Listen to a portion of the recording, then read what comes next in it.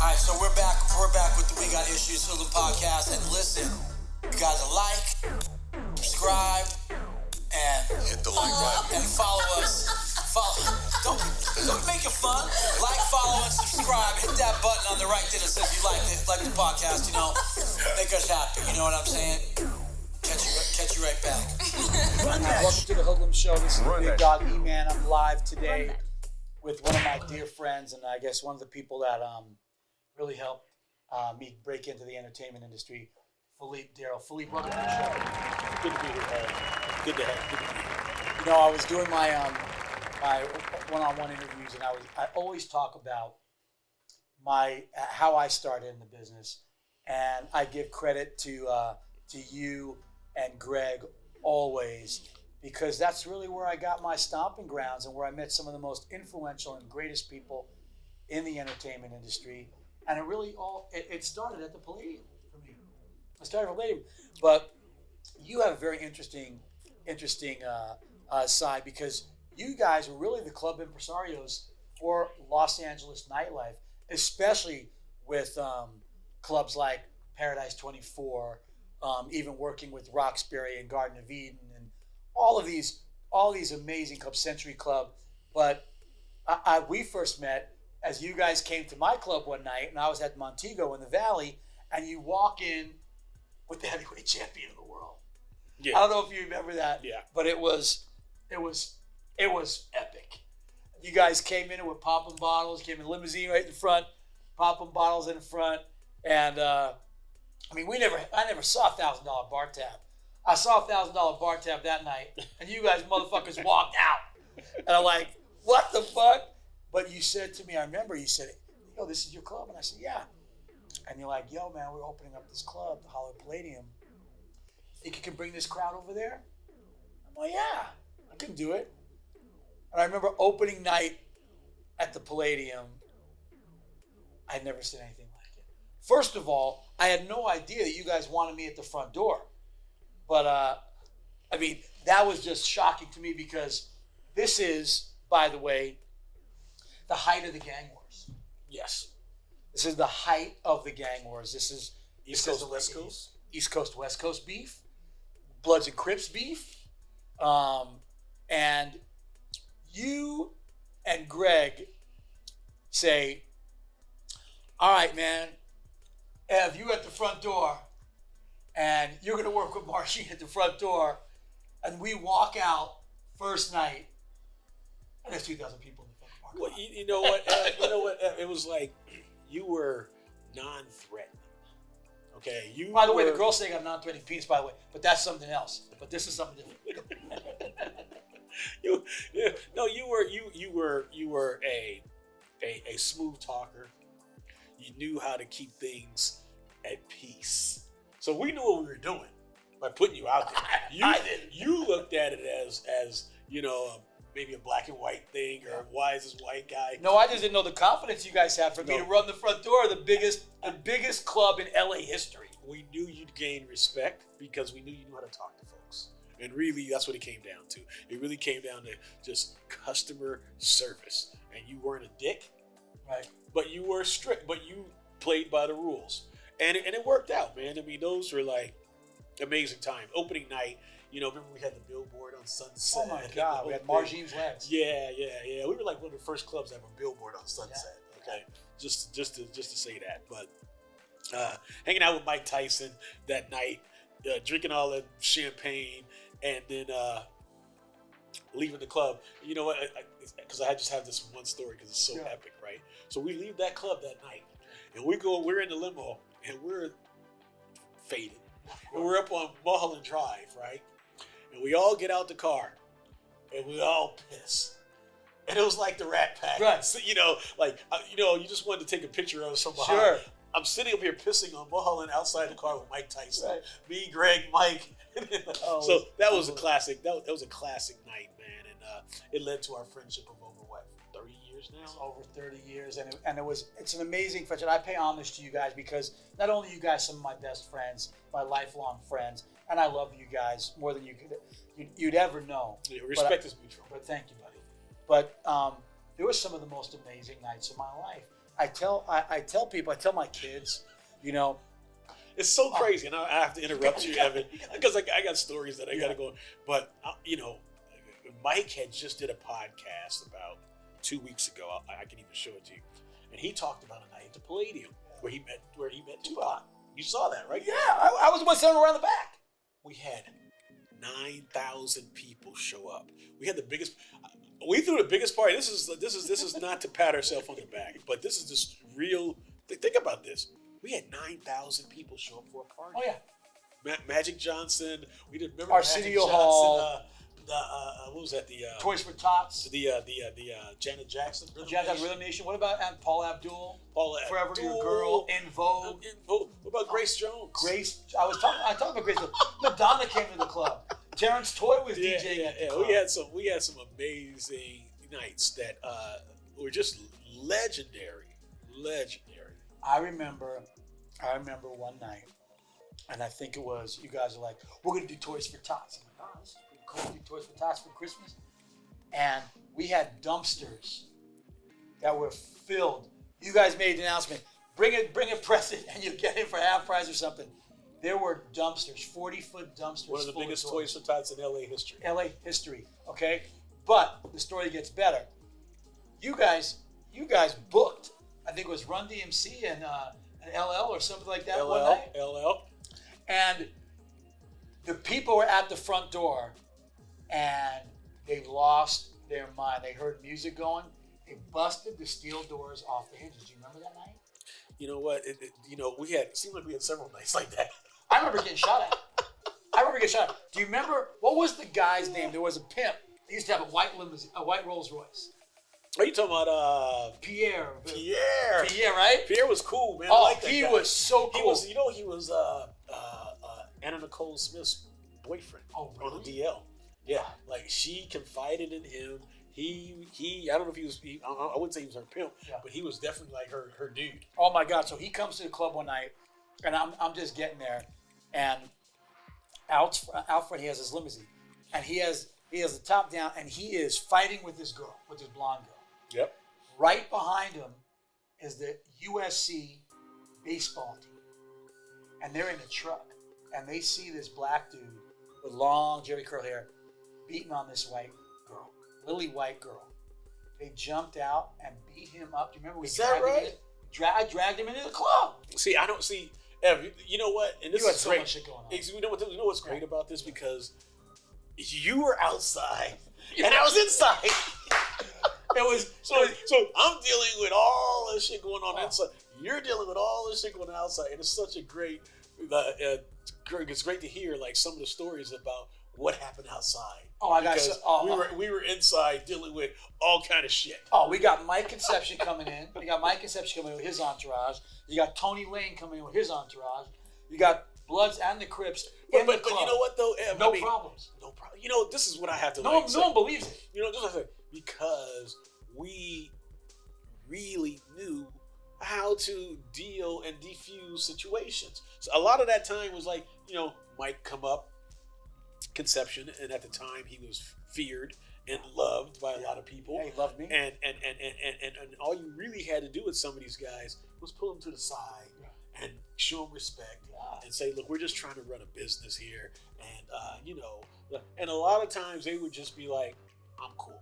Oh yeah. So and to be honest with you, that's how I formed relationships with some of the biggest gangsters and crooks. Big U, all these guys. Biggest gangsters, crooks, drug dealers in this city. And probably in the country. Because they were all coming in. They were all Swap House, Tony Draper coming in town. They were all coming in town. Stan Shepard coming in town. Beach, everybody. Everybody came to the club. So you form relationships with people, and they respect you for your business. And then they would tell me, like, Big T or something would say, hey, look, you know what? Any of my guys get out of line. You come, let me know. You know what I'm saying? So it was a respect thing. I think that they didn't want to. They wanted us to be successful. They just wanted their respect. I remember Little Stretch. One of them, you said he was Mike's. He said he was Mike's brother. He comes down to the. Oh, that guy used to give me shit all the time. All the time at the place. Meanwhile, I get the. I'm at the club one night, and he comes to the club and he has kicks on. He has kicks on, And you and Greg were in the back with the headphones on. Yo, Ev, don't let him in. He got shoes. He got shoes on. So I'm like walking up to this gang member, and I'm like, yo, bro, you can't come in. You got the wrong Front shoes line. on. It's hard to be on the front line sometimes. Hard to be on the front line. So he's like, yo, man, motherfucker, I'm gonna shoot this club up. And I'm like, oh man. I go, buddy, I can't let you in the club. I'm coming scared. back. We I'm ain't coming never back. scared. Wait, never scared. Homeboy leaves the club, comes back in a Mustang, drop top, pops the curb, comes in, everybody hits the deck. Comes in, didn't realize there's only one way in and one way out. Wow. We had it blocked up. Comes all the way back and then flies black out of the club. Well, years later, Did he ever get caught? I think he got caught. But years later, I remember because I was at the club at the front door one night, and this kid walks up, and he's wearing his jacket, leather jacket. And I look at him, and I said, Alexander O'Neill, SOS band. I go, huh, wait a second. Taboo Records. What do you know about Taboo Records? And he goes, what do you know about Taboo Records? I go, I know all those groups, man. I used to play all that stuff. And he's like, well, that's my dad's company. Uh-huh. Your dad's company, huh?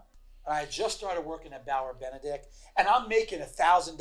Buddy, I would make $1,000 at the door. I know you did. Oh, I was making $1,000 at the door. I remember you had these guys, this big suave. Yeah. So these come into the club, and they're giving me $100, Oh, yeah. not even coming in going, no, we'll be back next week, yeah. Right. I'm like, what?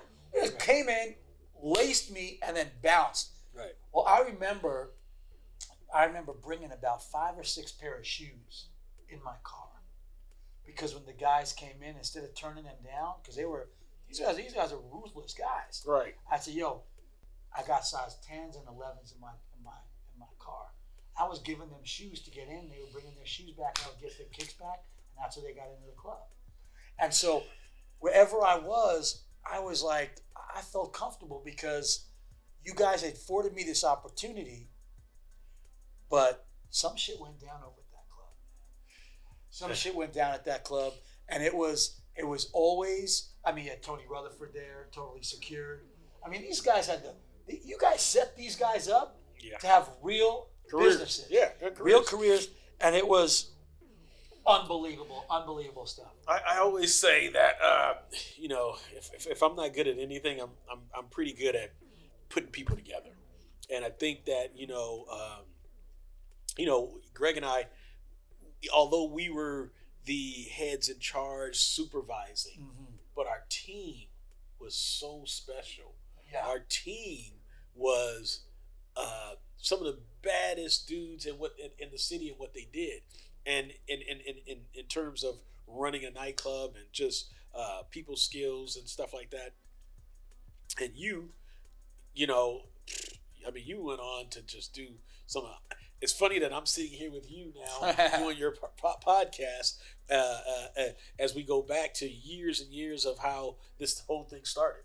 It was great because Alex comes to the club, and that was my little brother. Yeah, and he says, I want you to meet my dad. I had no idea who he was. And I go meet his dad over in Beverly Hills at his offices, and he has a suit on, he has kicks on, and he's cool. Now this was before Don. Yeah, but this is how you met Don. This is how it actually happens. So I go meet with Clarence, and inside Clarence's office is this girl. There's flowers all over her desk, and her name is Tamika. Okay. And Tamika is his assistant. Okay. And Tamika happens to be Eazy-E's wife. Tamika, right? Right. Mm-hmm. And Clarence says, "I heard you take care of my kids over at the club, and yada yada. I know you know Nicole and Alex." And I go, "Yeah, I love them. They're my good friends." And he goes, "Why aren't you in the record business?" And I said, "Well, I'm working at a talent agency." Because you don't want to be a talent agency, you want to be a manager. You want to get in the record business. And he writes me a letter of recommendation, and next thing I know, I walk in with a letter of recommendation. Easton.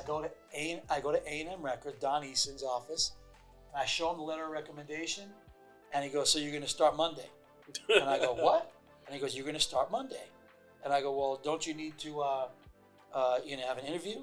And he goes, "The guy that wrote you your letter is the guy that wrote me my letter." Word. And that's how I got into the business. Word. And it was It was a phenomenal. Little steps to get you to the top of the step, man. That's awesome. Man, it was just great. But you had but the people that came to the Palladium, there hasn't been a club like that. I mean, you go to these places now and you got people that are popping off and they think they're celebrities, but they're not celebrities. I don't think it'll be done again in this city like how we did it, Evan. I mean, just because the times have changed. You know, things are different now. You know, you'll never see a club like the Palladium again. No, these are 6,000 people. Yeah, I mean, you're never going to see that because of bottle service now, and because of how things are regulated in Los Angeles. It just won't happen. You may have a night where somebody does a real, but just on a weekly basis, I don't think it can be duplicated on a weekly basis of actually what we did. I remember when the Beat first started. Okay, they did the opening show of the Beat. Exactly. Beat launch. They came to me, and the Beat was called K-Rock. Yeah. It was a rock station. Yeah. And they came to me and they said, "Hey, we met at the Palladium." They said, "Listen, we're going to be launching a new station that's going to be KKBT. That's going to be the biggest new urban station." At the time, I was my association with KGLH was really strong. With Stevie Wonder. Right. And I didn't want to rattle the feathers, but the Beat came and they were like, "I'm telling you, we're going to have way more wattage. We're going to be able to reach way more people. You give us this exclusive Janet Jackson Rhythm Nation, and we will blow you. Not only will we blow you guys up, but we will establish your relationship with this station will be solidified." Long story short, we do it. It launches the Beat. Beat becomes the urban. You know, people don't understand that. Like, you know, we played a pivotal part in a radio station successful launch. Well, but it was really about the culture of Los Angeles. At this point, this became an opportunity at that time where we couldn't even have imagined the power that club had. I mean, Bobby Brown, Johnny Gill, Grace Jones. I mean, at the time, we have to realize that the music business was popping. Okay, we have to realize that it was a venue that gave artists a chance to be showcased and seen and just promoted from. So the music business is popping. These artists needed a place in LA to perform and showcase. And you got to remember, this is before House of Blues came along. We were the premier venue. I was dealing with every agency across the country from William Morris, CA. They were calling like crazy trying to book their artists. We were one of the biggest bookers absolutely in the country because for major talent. And a lot of these people, you know, I tell people all the time, it's like, I did Martin Lawrence for $5,000. We did Martin Lawrence for $5,000 at the Palladium. Okay, you know, we did Queen Latifah. We broke Soul to Soul at first appearance in LA. Jazzy B. We broke Tony. Yeah. First appearance in LA. There's so many, like I can just go down the list of. It was unbelievable. Artists. You never met After 7. Rob Bass. What was the big guy that had that song? That was like a big club song. I forget. But all that kind of stuff, man, that happened back then. In Vogue. All that kind of stuff that happened back then, we were right there if they were going to be performing in LA. Well, you had Babyface coming through the club. You had TLC coming through the club. You had people don't realize this is when they were really coming up. Yeah. Like you don't. Here's a good story. So this one girl, she comes to me, and she was bugging me all the time at the Palladium. She says, "Look, I got this group out of Chicago, and they're called MGM." And MGM is like, and they have this one guy in the group. He's a writer, and he's amazing. And his name is Robert. His name is Robert. And they want to perform at the Palladium. And then they went by public announcement or something. Yeah, something public announcement. So I'm like going, they're not that big. I don't know who they are. Because they're the Palladium. Right. Whatever. And we passed. And basically, that was R. Kelly. That's right. I You know, never publicly asked me. So these were acts that were coming through that we had no idea how big they were going to be in the long run, but it sure worked for us. I tell you that. And then after the Palladium, because you got me positioned at A&M, and then after Palladium, you guys launched R&B Live. Well, actually, before that, because we have a story that before that, I mean, there was Roxbury, there was Stringfellas in Beverly Hills, there was Century Club, the Gate, okay. Paradise 24 in the beginning, and then you got Garden of Eden, right. So, and then we come to R&B Live, Right. So in between the Palladium and R&B Live, man, there were times that I was doing like 3 different nights a week. Yeah. And literally was the king of clubs. Oh, absolutely. Okay. Absolutely. And during that time, I would say for about a good 15 years, it was ridiculous. You were untouchable. Untouchable for 15 years. No one could come through and take over the spots. Even if the power of your crowd, the power of that audience, they followed you wherever they went because they were going to have a good time. Yep. And you know what? And quality, and they were going to be safe. Yeah. Safety, security was your number one thing. You had the Forum security company there. We were loved and hated by a lot of people. Gino especially, because he had the job as a doorman and general manager to kind of like do what we didn't want to do. Oh, I know. And he did it to perfection. He was a green dragon. He did to perfection. He was great, and I loved working. And kept us in business for all those years. And then Mary came. Oh yeah. Mary came with us, and she became an actress. And, yes. I mean, Bill Hammond became a big producer, and it was such an amazing time. And we had a great cast. We cannot forget Craig Nobles and Lance Davis. Craig Nobles, Lance Davis he was running Jerry Buss's PR. Yeah. I was hanging out with the cream of the crop in Hollywood nightlife. Arsenio Hall, Malcolm Jamal Warner. I would go to Magic's house with you. Oh yes. I think it was pre-cookie. Yes. Right? And we would go there, and there were girls everywhere, and Magic was the nicest. Always been that guy. Yeah. He's always been a sweetheart of that guy. Now he's a billionaire, and he still has a smile on his face, but was unbelievable. But we at the time, I and Greg, were Magic's main man. Oh yeah. We did every Magic Johnson party from here to Vegas and on, and it was just fun. Darwin, yep. Oh, these were such great people, and Curtis Mitchell, and there was another guy that was reggae guy. Oh, you're talking about James? James was production. Great. James was production, head of production. He was great. I never experienced such an amazing time in my life as working at that place in its heyday. I remember vividly some of the things that went on in that club, and Marcy. I made such great friends there, and it was a magical time in my life. I know it was magical in your life.